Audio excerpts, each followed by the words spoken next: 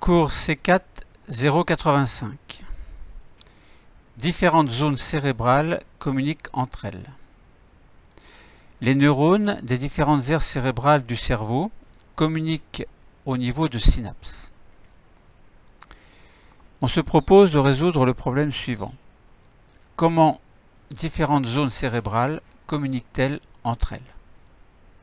Alors peut-être que les mots clés que nous allons définir seront, alors les principaux évidemment, cellules nerveuses, c'est très important. Alors les aires cérébrales, une aire cérébrale c'est une petite surface en fait du cerveau. Alors le cerveau, c'est-à-dire les hémisphères cérébraux, il y en a un droite et gauche.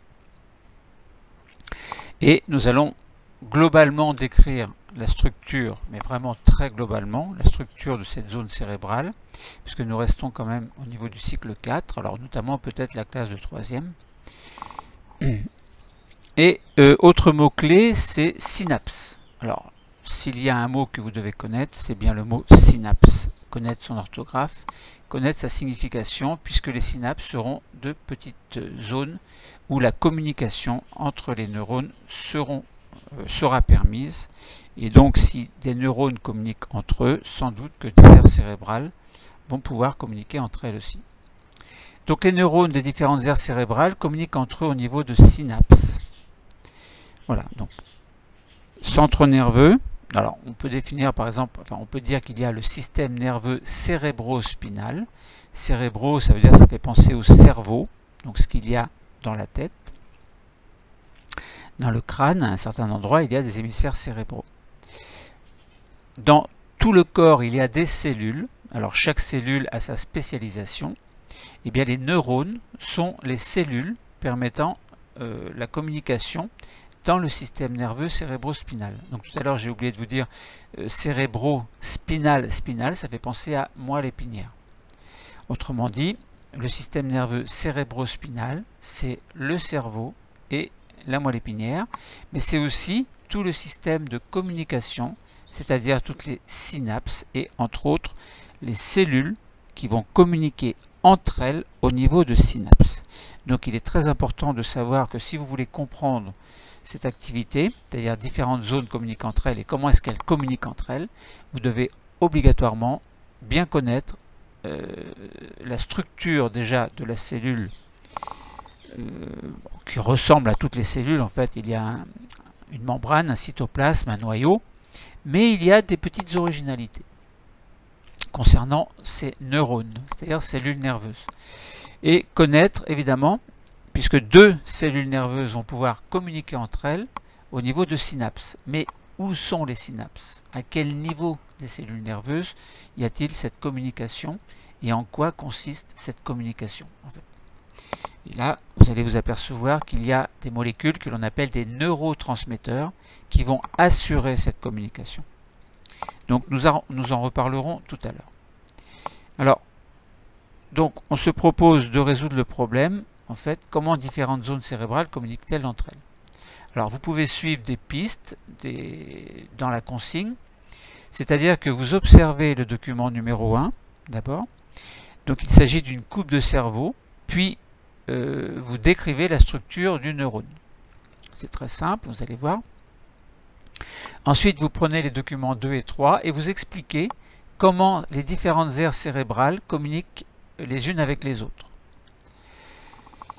Ensuite, vous prenez les documents 4 et 5, vous les étudiez et vous décrivez la structure d'une synapse, puis son fonctionnement, et vous montrez, après avoir étudié les documents 3 et 5, l'importance des synapses dans la communication entre les aires cérébrales. La compétence que vous allez travailler sera celle de pratiquer des démarches scientifiques, c'est-à-dire utiliser des instruments d'observation, des mesures et des techniques de préparation et de collecte. Alors là, entre autres, si vous pouvez aller au laboratoire, enfin bon, ça dépend de votre enseignant, et bien il s'agit d'observer des coupes, en fait, des coupes de cerveau tout simplement, ou des coupes de cellules, bon, différentes coupes en relation avec le système nerveux. Donc voilà ce qu'il s'agirait de travailler comme compétence. Alors avant de passer à une correction écrite très simple, résumée en fait, commençons par étudier les documents. nous allons d'abord essayer d'observer les cellules qui assurent la communication entre différentes zones cérébrales. L'observation en laboratoire est la bienvenue, bien entendu. Mais là, nous nous occupons des documents. Alors, dans le document numéro 1, nous voyons une coupe de cerveau humain. Alors, nous avons dit tout à l'heure, nous allons décrire la structure du cerveau. En fait, c'est un petit peu faux. Nous n'allons pas décrire la structure, mais simplement observer, à partir d'une coupe de cerveau, qu'il y a des zones plus ou moins claires, plus ou moins sombres. Il y a l'avant, il y a l'arrière d'une coupe de cerveau humain. Alors, il y a 2 hémisphères cérébraux. Et puis, il y a une partie externe, en fait, au cerveau que l'on appelle la substance grise. Et il y a une partie plus interne que l'on appelle la substance blanche. Alors, on peut se poser la question, pourquoi est-ce qu'il y a cette substance grise? Pourquoi est-ce qu'il y a cette substance blanche? Est-ce qu'il y a une relation entre les deux? Ou est-ce que c'est simplement la structure du cerveau qui veut qu'il y ait des zones sombres et des zones claires? Alors, en observant de plus près une zone de la substance grise, en fait, on voit qu'il y a des neurones. Mais, alors c'est pas très précis parce qu'on voit sur un fond jaune, on voit plein d'espèces de fibres qui font, dont la longueur 1 cm, un petit peu plus, et représente 50 nanomètres, et c'est observé au microscope optique, c'est-à-dire le simple microscope de laboratoire. Alors, à opposer avec le microscope électronique à transmission ou à balayage, mais là il s'agit d'une observation au microscope optique. Donc nous voyons des filaments, puis des zones sombres, et on a l'impression que les filaments sont enchevêtrés les uns dans les autres, que c'est un petit peu n'importe comment, n'importe quoi. En fait, c'est qu'une impression, parce que nous allons voir un petit peu plus loin que justement cet enchevêtrement apparent correspond à déjà l'emplacement de neurones, qui sont des cellules nerveuses, et ensuite nous verrons dans un autre document qu'il y a des synapses, et que dans cet enchevêtrement, eh bien, les neurones, les différents neurones qui sont tassés les uns près des autres, en fait, communiquent entre eux. Et puis on nous représente le schéma d'un neurone, le croquis d'un neurone. Alors nous voyons un corps cellulaire, alors banal, classique comme pour toutes les cellules, une membrane, un cytoplasme, un noyau, mais il y a des petites zones un petit peu spéciales qui se prolongent. Et alors, ce corps cellulaire, en fait, se trouve dans la substance grise. Et on voit des espèces de filaments dans ce corps cellulaire que l'on appellera un petit peu plus tard des dendrites, qui ont un rôle très important. Et il y a une espèce de prolongement cytoplasmique que l'on appellera un petit peu plus tard fibre nerveuse ou axone, donc il se prolonge à partir du corps cellulaire, et qui est situé, lui, dans la substance blanche. Donc là, par rapport à la coupe de cerveau humain que nous avons vue précédemment, et dans cette espèce d'enchevêtrement, eh bien, si on regarde un petit peu plus près, c'est vrai qu'on voit qu'il y a des zones noires, en fait, d'où partent des espèces de filaments. Ces filaments, eh bien, nous comprenons que ce sont des fibres cellulaires qui sont dans la substance blanche. Et ces parties sombres correspondent plutôt au corps cellulaire des neurones. Et là, nous comprenons que dans la coupe du cerveau, substance grise, substance blanche, eh bien, sont reliées entre elles de telle sorte que dans la substance grise, il y a notamment les corps cellulaires de tous les neurones. Alors, tous les neurones, des aires cérébrales, des différentes aires cérébrales. Et puis, dans la substance blanche, il y a les prolongements cytoplasmiques et qui vont correspondre à la fibre nerveuse. Alors maintenant, on peut se poser la question, c'est quoi une fibre nerveuse? C'est quoi un axone? Là, on dit que c'est un prolongement. Mais nous verrons qu'il y a une importance dans la transmission des messages, puisqu'il va y avoir des contacts entre les neurones, que des messages vont circuler d'un neurone à l'autre, et que cette circulation va avoir une importance particulière au niveau des axones, c'est-à-dire au niveau de ce prolongement. Alors, si on lit le texte du document 1, la légende, on dit qu'il y a des milliards de neurones dans le cerveau, Et on estime à environ 100 milliards le nombre de neurones ou cellules nerveuses dans le corps humain. 100 milliards. Un neurone cérébral possède un corps cellulaire, comme nous l'avons dit, situé dans la substance grise, et des prolongements cytoplasmiques situés dans la substance blanche. Alors, observons maintenant le document numéro 2. Alors, on nous montre, alors, il y a plein de couleurs qui sont dispersées un petit peu partout, et on peut se demander, c'est quoi ces couleurs? Eh bien là, on nous précise dans le document numéro 2 que ce sont des zones cérébrales qui sont reliées par les prolongements des neurones. Alors tout à l'heure, nous avons dit les prolongements, ce sont, alors un mot compliqué, axones ou fibres nerveuses. Eh bien, nous voyons que donc, dans ces couleurs, nous voyons qu'il y a beaucoup de zones cérébrales. Alors en même temps, on peut jeter un œil sur le document numéro 3 et essayer de faire directement la relation. Et dans le document numéro 3, on nous montre des réseaux de neurones. Et on nous montre une coupe, enfin un schéma en tout cas, de substance grise, et on nous représente la substance blanche. On nous montre plusieurs cercles qui localisent des neurones.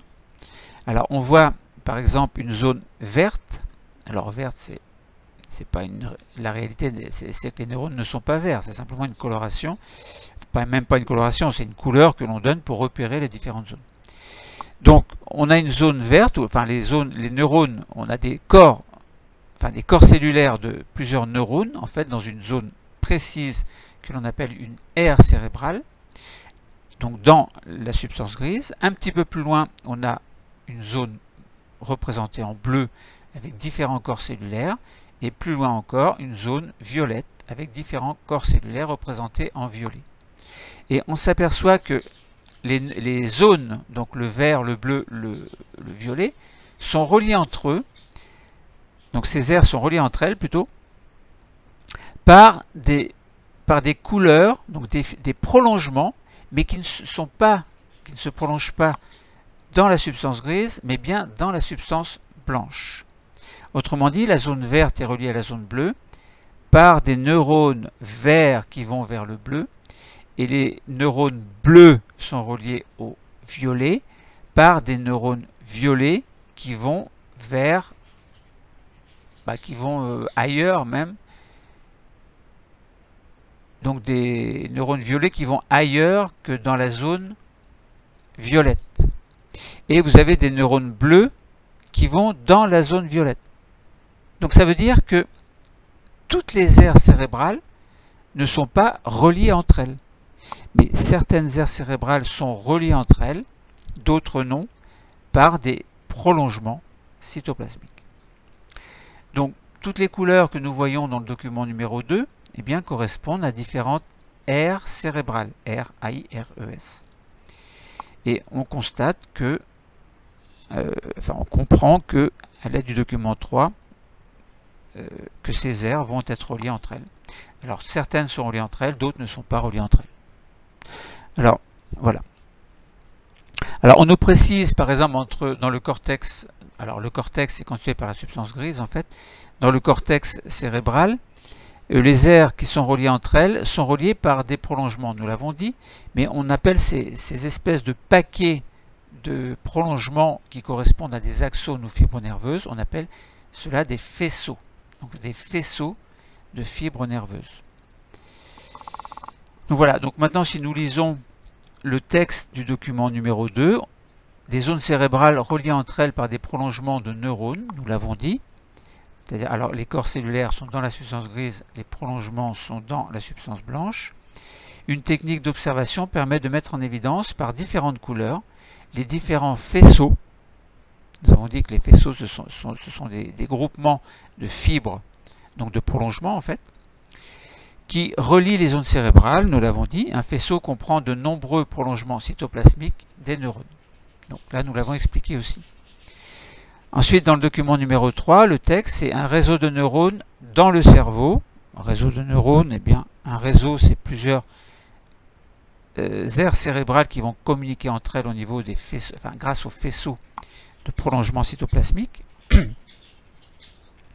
Donc les neurones communiquent les uns avec les autres au niveau des jonctions, les synapses, qui forment aussi un vaste réseau. Alors là, on nous introduit dans le document numéro 3, mais sans expliquer ce que c'est. On nous dit simplement qu'il y a une communication au niveau de synapses. Alors, avant de décrire les synapses, nous prenons par exemple dans le cortex, au niveau de la substance grise, nous prenons un corps cellulaire. Un prolongement cytoplasmique va vers un neurone bleu d'une autre zone cérébrale et on passe en fait de ce prolongement qui est en vert à une couleur bleue du corps cellulaire. Donc ça veut dire que l'axone, donc le prolongement, en fait, il véhiculera un message. D'ailleurs, ces messages sont représentés par des petites flèches jaunes qui se propagent du corps cellulaire vert vers le corps cellulaire bleu. Autrement dit, le prolongement part du corps cellulaire vert et arrive sur un corps cellulaire bleu. Mais il arrive au niveau, non pas au niveau du prolongement cytoplasmique du neurone bleu, mais au niveau du corps cellulaire lui-même. C'est-à-dire au niveau des petites zones que l'on avait appelées tout à l'heure les dendrites. Donc voilà. Et c'est au niveau de ces limites, de cette séparation entre le vert et le bleu, en fait, que seront situées les synapses. Alors, mince, je descends trop loin. Alors, passons maintenant à essayer de comprendre la communication entre neurones. Alors que tout à l'heure, nous avons plutôt décrit, nous avons observé des cellules qui assurent la communication entre les zones cérébrales. Donc nous avons observé des zones cérébrales et plutôt les neurones, avec des schémas d'interprétation en parallèle. Maintenant, essayons de comprendre ce que sont réellement que ces synapses. Alors, dans le document 4, on nous représente un schéma avec 3 neurones. Alors, un neurone vert, un neurone jaune, que l'on appellera le neurone A, et un neurone bleu, que l'on appellera le neurone B. Alors, on s'aperçoit que un message nerveux véhicule, donc est transmis, du prolongement cytoplasmique du neurone jaune vers le corps cellulaire du neurone bleu. Et on s'aperçoit qu'à partir du neurone bleu, un message nerveux part du corps cellulaire du neurone bleu et s'en va quelque part ailleurs, où ce n'est pas précisé ici, donc vers un autre neurone, éventuellement, ou peut-être ailleurs, mais là, pour l'instant, nous ne le savons pas. Donc, autrement dit, le neurone A communique avec le neurone B, puisqu'on s'aperçoit que à la fin du prolongement cytoplasmique du neurone jaune, il y a une espèce d'arborisation que l'on appellera une arborisation terminale. Et cette arborisation terminale contient plusieurs petites branches, entre guillemets, ce ne sont pas des branches, mais comme on parle d'arborisation, et chacune de ces petits filaments, en fait, sont en contact avec d'autres filaments du corps cellulaire, filaments que l'on appellera les dendrites. Et on nous représente un petit rectangle, enfin un petit carré rouge que l'on agrandit légèrement sur la droite. Et ce petit carré rouge, eh bien, met en évidence la zone de contact entre les prolongements jaunes qui font suite au prolongement cytoplasmique, donc prolongement jaune de l'arborisation terminale, et les dendrites du corps cellulaire. Alors on regarde. En fait, on nous présente une observation microscopique que vous pourriez faire aussi au laboratoire d'une synapse vue au microscope électronique. Donc je retire ce que je viens de dire. Vous ne pouvez pas voir de manière aussi détaillée la synapse. Mais par contre, vous pouvez quand même observer au microscope optique, un microscope simple en fait, vous pouvez observer tout de même les zones de contact. mais sans entrer dans les détails. Alors on regarde, on voit du jaune. Le jaune, c'est une coloration indirecte ou une représentation jaune, et plein de ronds violets. Alors c'est quoi tout ça? Et on voit un petit peu plus bas, on s'aperçoit en fait que l'on nous dit que un petit peu plus bas c'est le neurone B, et un petit peu plus haut c'est marqué extrémité du neurone A. Donc comme nous l'avons vu dans le neurone jaune tout à l'heure, eh bien on a au niveau de la zone de contact entre les deux, en fait, une fente. Donc c'est pas vraiment un contact physique, mais c'est plutôt un rapprochement des deux terminaisons, alors des deux zones, zone jaune correspondant à l'arborisation terminale et zone bleue correspondant aux dendrites. Donc un rapprochement de ces deux zones, mais qui ne sont pas collées les unes aux autres. Ce qui fait qu'il y a une petite fente, donc un petit espace. Et donc si on part de l'extrémité du neurone A, on a plein d'espèces de petits ronds que l'on va appeler des vésicules, mais ce n'est pas marqué dans le document, je vous donne cette connaissance. Et dans ces vésicules, eh bien, je vous dis qu'il y aura des molécules spéciales que l'on appellera des neurotransmetteurs. Neuro pour neurone, ça fait penser à neurone. Les neurones sont les cellules du système nerveux, et transmetteurs, eh bien, ça veut dire que ces molécules vont transmettre indirectement quelque chose, et ce quelque chose sera un message nerveux. Autrement dit, on comprend que le message nerveux va passer du neurone A au neurone B. Mais comment? Le mécanisme est très complexe et il ne s'agit pas, en cycle 4, de l'expliquer. Mais simplement, nous voyons là qu'il y a beaucoup de vésicules violettes, c'est-à-dire de petites sphères violettes, qui vont contenir des neurotransmetteurs, et on s'aperçoit que il y a la fente, mais après la fente, il y a le neurone B, mais que dans le neurone B, il n'y a pas de vésicule. Par contre, la zone de contact, alors pas de contact, mais au niveau de la fente, au niveau du neurone B, on nous représente une couleur verte. Alors, nous verrons plus tard qu'au niveau de ce vert, donc dans le document après, il y aura des récepteurs. Récepteurs de quoi? Eh bien, récepteurs des neurotransmetteurs. Alors vous allez me dire, mais les vésicules sont dans le neurone A, donc sont à l'extrémité du neurone A, et comme il y a une fente, il n'y a pas de contact, les vésicules ne vont pas passer dans le neurone B. Et bien justement, il y aura un mécanisme un peu spécial qui va faire que, à partir de ces vésicules qui contiennent les neurotransmetteurs, il va y avoir une libération de ces neurotransmetteurs dans la fente, que l'on appellera une fente synaptique, et que ces neurotransmetteurs vont aller se fixer sur des récepteurs du neurone B. Et cette fixation va engendrer des mécanismes un petit peu spéciaux qui vont faire que le message nerveux du neurone A va passer dans le neurone B et ainsi circuler dans le corps cellulaire pour arriver dans le prolongement cytoplasmique du neurone B. Et ce message arrivera à l'arborisation terminale du neurone bleu, en fait, donc du neurone B, et le mécanisme se reproduira entre le neurone bleu, par exemple, et puis un autre neurone dont la couleur n'est pas définie ici.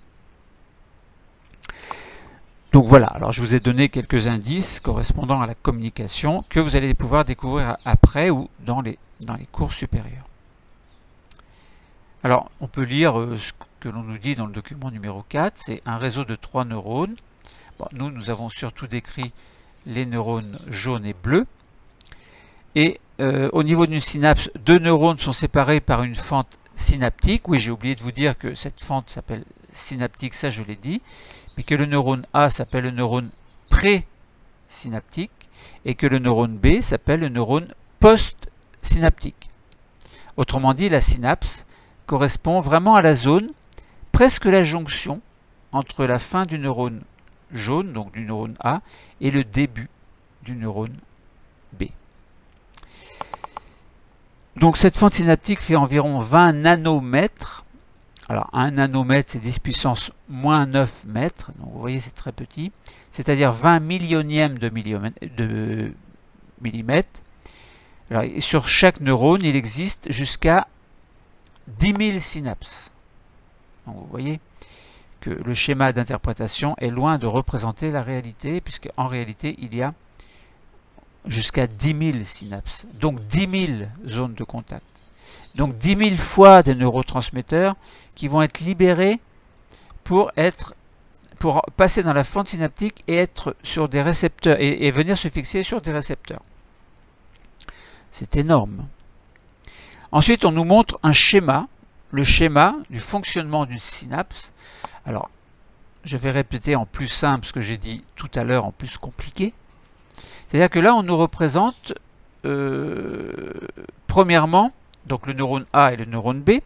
La zone de contact, alors, c'est contigu et non pas continu, cette zone entre les deux. Et on nous représente la fente, avec le neurone A qui sera, c'est pas écrit, mais le neurone présynaptique, donc avant la synapse, et le neurone B qui est le neurone post-synaptique, c'est-à-dire après la synapse, ce qui est un petit peu faux parce que l'extrémité du neurone A et l'extrémité du neurone B correspondent à la synapse aussi. Bon. Et on voit, alors avant de lire, nous voyons des vésicules, donc des troncs qui contiennent des petits points verts. Ces petits points verts, eh bien, ce sont les neurotransmetteurs. Et on voit que à partir de la membrane de l'extrémité du neurone A, eh bien, il y a une fusion entre la membrane des vésicules et la membrane du neurone terminal. Enfin, de l'extrémité terminale de l'arborisation, en fait. Et que ces neurotransmetteurs se trouvent libérés dans la fente. Nous voyons des récepteurs, et ces récepteurs vont capturer, en fait, les neurotransmetteurs. Et ensuite, on voit que, à partir d'une flèche jaune, en fait, que ce message, le message nerveux, va passer dans le neurone bleu, c'est-à-dire le neurone B. Alors, si on lit maintenant, on nous donne les numéros 1, 2, 3, 4. Le 1, c'est l'arrivée du message nerveux à l'extrémité du neurone A.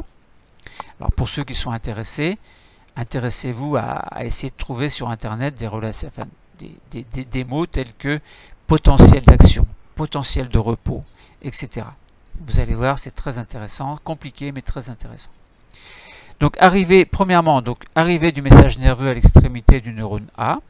Deuxièmement, déversement de la substance chimique, c'est-à-dire du neurotransmetteur dans la fente synaptique. Numéro 3, fixation de la substance chimique, donc du neurotransmetteur sur le neurone B au niveau de récepteurs spécifiques. C'est-à-dire que les neurotransmetteurs ne vont pouvoir se libérer, enfin ne vont pouvoir se fixer que sur des récepteurs spécifiques. Donc, vous voyez là que on pourrait avoir une notion de compétition. On pourrait peut-être comprendre le fonctionnement des drogues. Parce que s'il y a des compétitions entre les neurotransmetteurs par rapport à un récepteur, etc. Vous voyez là, je vous donne des pistes pour aller plus loin, pour comprendre un petit peu l'action de médicaments également. Bon. Et le numéro 4, naissance d'un message nerveux au niveau du neurone B. Autrement dit, le message nerveux du neurone A se retrouve dans le neurone B. Donc voilà. Voilà pour l'étude des documents. Bon, je vous ai donné pas mal d'informations. Maintenant, si vous voulez une correction écrite, eh bien, il fallait dans le document numéro 1, alors c'était quoi le problème? Déjà, si on répète le problème, c'est comment différentes zones cérébrales communiquent-elles entre elles? Bon, vous avez maintenant la réponse. D'après les consignes, il fallait, dans le document 1, observer une coupe de cerveau puis décrire la structure d'un neurone. Alors, le cerveau est constitué d'une substance grise, externe, et d'une substance blanche, plutôt interne. Un neurone ou cellule nerveuse est constitué d'un corps cellulaire qui va renfermer un noyau dans la substance grise et de prolongements cytoplasmiques qui, eux, seront plutôt dans la substance blanche. Ensuite, dans les documents, à l'aide des documents 2 et 3, il fallait expliquer comment les différentes aires cérébrales communiquent les unes avec les autres. Alors, les neurones sont le support de la communication entre les aires corticales, c'est-à-dire du cortex cérébral, donc la zone grise en fait, du cerveau. En effet, les corps cellulaires des neurones d'une aire cérébrale sont en relation grâce à leur prolongement cytoplasmique avec les corps cellulaires des neurones d'une aire à l'autre. Alors ne pas oublier que les corps cellulaires sont dans la zone grise et que les prolongements cytoplasmiques sont eux dans la zone blanche. Alors ensuite, à l'aide des documents 4 et 5, il fallait décrire la structure d'une synapse puis son fonctionnement. Alors, une synapse est une zone constituée de l'extrémité du prolongement cytoplasmique d'un neurone A, d'une fente synaptique et d'un autre neurone B. L'arrivée d'un message nerveux à l'extrémité du neurone A déclenche la libération dans la fente synaptique d'une substance chimique, alors que nous avons appelé le neurotransmetteur, qui se fixe sur des récepteurs de la membrane du neurone B, et ceci, entre guillemets, de manière spécifique. C'est-à-dire qu'à un récepteur va correspondre un neurotransmetteur.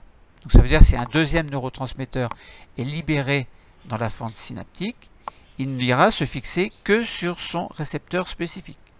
Bon. Cette fixation est à l'origine du transfert du message nerveux du neurone A vers le neurone B. Ensuite, à l'aide des documents 3 et 5, il fallait montrer l'importance des synapses dans la communication entre les aires cérébrales. Eh bien, les synapses sont des zones de communication entre deux neurones. Sans synapses, les neurones ne peuvent plus communiquer, donc les aires cérébrales ne peuvent plus communiquer entre elles. Donc, autrement dit, s'il y avait des affections, pas affectation, mais affection plutôt, infection, bon, microbes, etc. Bref, une zone cérébrale qui se trouve abîmée pour X raisons, lors d'un AVC par exemple, eh bien, ça veut dire que la communication à partir de cette zone atteinte ne sera plus possible. D'où les pertes, par exemple, d'audition, la perte de la vue, etc. On peut imaginer un petit peu ce que l'on veut. Alors,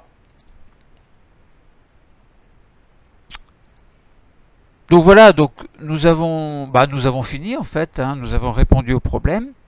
Maintenant, il ne reste plus qu'à essayer de perfectionner les choses, essayer de vous documenter, de comprendre mieux, surtout pour ceux qui ont une voie destinée à la médecine en fait, ou vétérinaire, ou des zones ou des métiers autres qui demandent des connaissances spécifiques sur le corps humain et notamment sur le système nerveux, et même tout simplement pour vos informations personnelles.